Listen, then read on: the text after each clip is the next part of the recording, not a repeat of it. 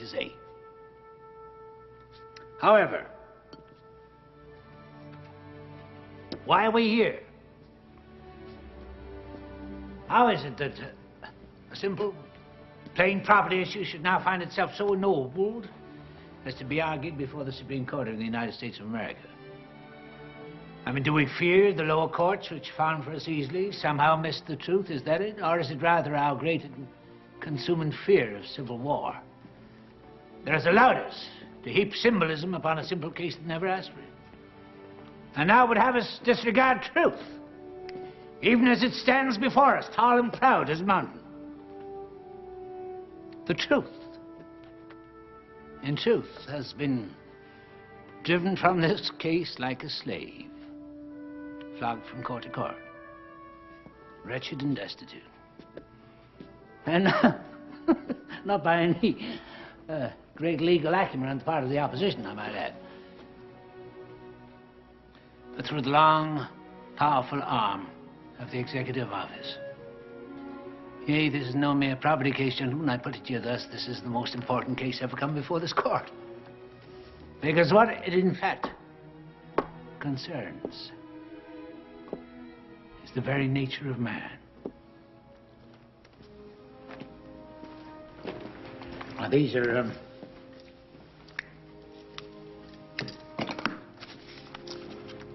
transcriptions of letters written between our Secretary of State, John Forsyth, and the Queen of Spain, Isabella II.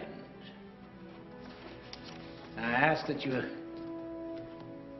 accept their perusal as part of your deliberations. Thank you, sir. I would not touch on them now, except to notice a curious phrase, which is much repeated. The Queen again and again refers to our incompetent courts. Now, what, I wonder, would be more to her liking? Eh? A court that finds against the Africans? Well, I think not. And here is the fine point of it. What Her Majesty wants is a court that behaves just like her courts. The courts this 11-year-old child plays with in her magical kingdom called Spain. A court that will do what it is told. A court that can be toyed with like a doll. A court, as it happens, of which our own president, Martin Van Buren, would be most proud. Thank you.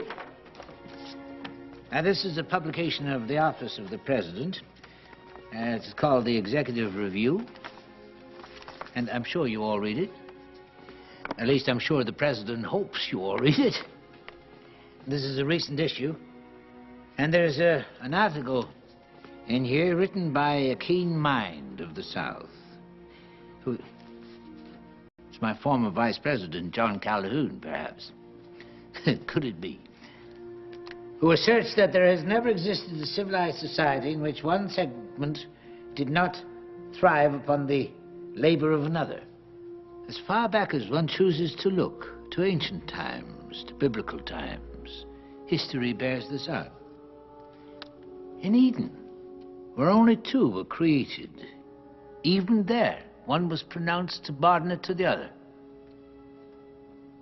Slavery has always been with us, and is neither sinful nor immoral. Rather, as war and antagonism are the natural states of man, so too slavery, as natural as it is inevitable. Well, gentlemen, I must say I differ with the keen minds of the South, and with our president, who apparently shares their views, offering that the natural state of mankind is instead, and I know this is a controversial idea, is freedom. Is freedom. And the proof is the length to which a man, woman, or child will go to regain it once taken. He will break loose his chains. He will decimate his enemies. He will try and try and try against all odds, against all prejudices,